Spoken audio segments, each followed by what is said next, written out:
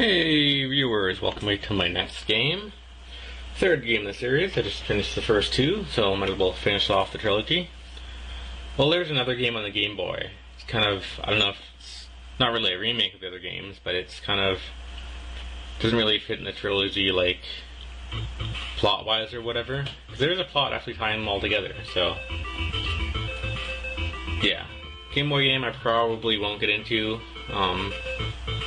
I don't know anything about it, but anyway. So basically, in the first game, you killed the wizard, and then, but he didn't die. His spirit lived on, or his ghost, or something. And then he rounded up the elements. And here they remastered that Iron Sword ending. Because if you remember, when the elements died, his face appeared for a minute. It looked different than this, but then it vanished into a skull. But apparently, this is what really happened. We lost our Iron Sword and all our diamond equipment and stuff. And yeah, it makes sense. I mean, I figured after the elements we'd have to fight the wizard again at the end of Iron Sword, but we didn't have to fight him, which just kind of was weird, but I guess that explains it.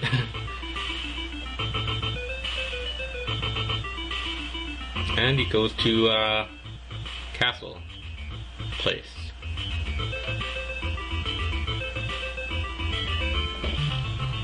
Yeah, the intro is pretty long. It's pretty good, though. Has some plot and stuff. Yeah, I lost my helmet, my shield, my sword, and I don't know what I'm gonna do.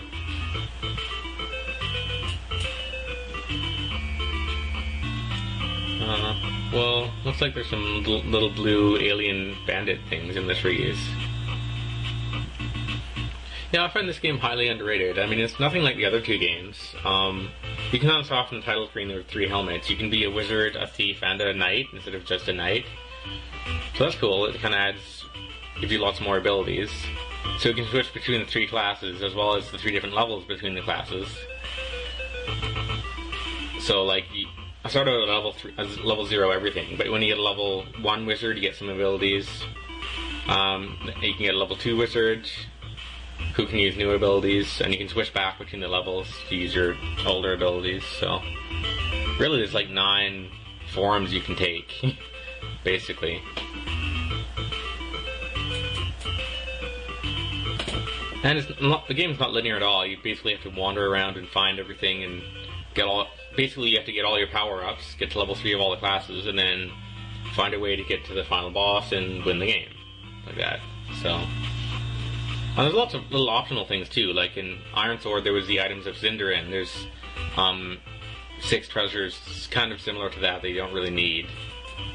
Now the rest of the intro is introducing the innkeepers and then the trainers for each class and level, so feel free to skip ahead if you want. I'm going to play through it and try to talk about the game a bit, but just for completeness sake, feel free to skip ahead. Probably it'll take, at the 5-minute mark, I'll start the actual game, but there you go. So what else can I say about this game? Oh yeah. So in the first game, well, similar to the other games, if you die, you respawn exactly where you left off, which is good. In the first game we had infinite continues. This Iron Sword we had like 2 or 3. In this game you have 0 continues, which kind of sucks. I mean, most of the game is pretty easy, and you should be able to beat it with 3 lives, not too bad, but there's a couple boss fights and a couple challenges, class challenges, that really can take it out of you. If you screw up, you can really lose a couple lives really fast. So to that end, I am using a game tuning code for infinite lives. Unlike an Iron Sword, Iron Sword I use the code as well, but there's definitely a place we can farm money and then buy like a couple dozen lives if you need them. This game you really can't, I don't think. Anyway, so I'm doing that just in case I screw up and lose my last life. I don't want to have to start over. But okay, now how the classes work. So first thing you have to do is, for example, there's a bronze, silver, and gold statue for each class. So once you get the bronze thief statue, you take it to the level 1 thief guild, you pass their challenge test thing, and then you get the level 1 thief ability. Same thing, you go around, get all your statues and do all your challenges.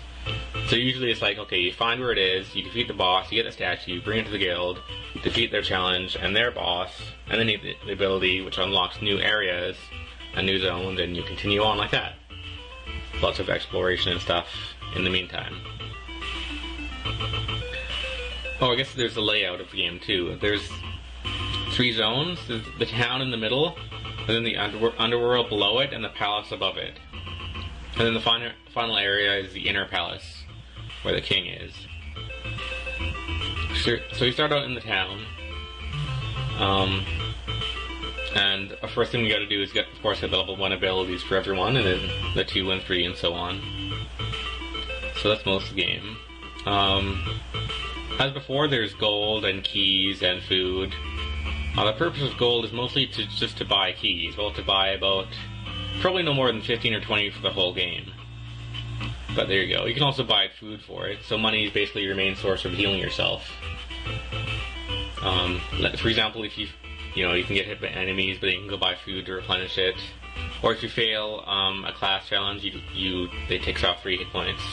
I'll be getting into most of this as I go along, of course. Yeah, not much else to say. I don't know why they do this in the intro, just for the sake of it. Okay, it's over now. We can start the game, finally. Let's go. Now, first thing I gotta do is collect money. Now, since I couldn't do an overhead game because I wanted to keep the same mechanic, everything is basically built on stilts. Yes, it's a town on stilts with a big gigantic castle sitting on top of these wooden houses.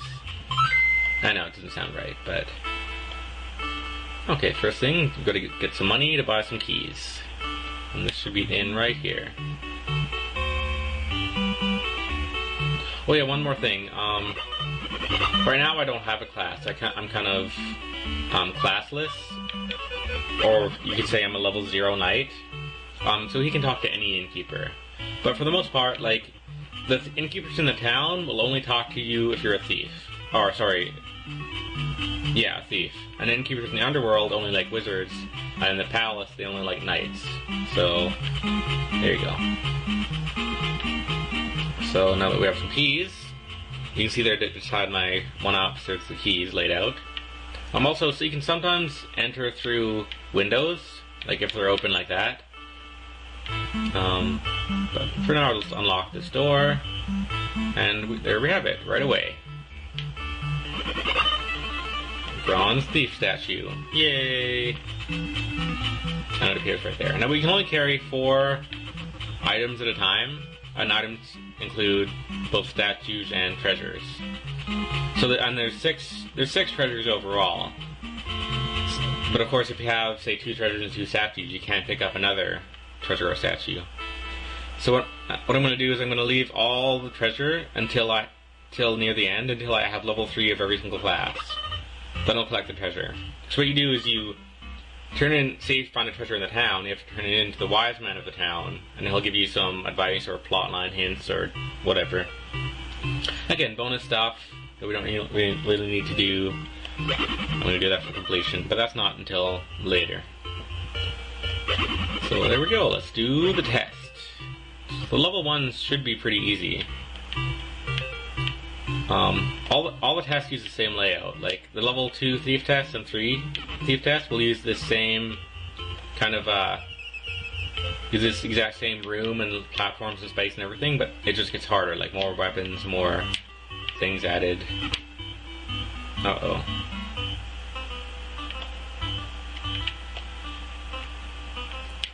Okay. Oh yeah, now these things, these teleporting doors. Now this is actually difficult, because we need to, yeah, that's the one part that makes the challenge hard. You kind of have to do a jump, like a C jump. You jump over and fall and then run to the right into the little middle platform. It's really the only way to go. So this actually might take me a few tries. Even though it's a level 1 challenge, it's still not easy, so. And you'll notice if I lost health in the challenge, but I ended up having full health outside. This is like a separate independent health bar. But if you die here, instead of losing a life, you just lose 3 health. So there's a cost to failure. So yeah, this one you can take right away. You can see the colors teleport you and all that. I guess what you could do is you could jump on that. That's the other way to do it. I used to not do that way ever, because you can fall on the spikes and die, but I guess it's safer than doing that C inward jump. And then, of course, you have to fight the statue itself. Now, for this one, he either stabs low or forward. If he stabs forward, of course, he's going to hit you. But just duck and attack for the most part. Since he's at such low health, you should be able to beat him before he beats you. Of course, the future ones will have more strategy, for sure, but there we go. Kill the statue. Oh yeah. Just in time. Awesome. So next time, I will just pause it here and, yeah. Gotta go.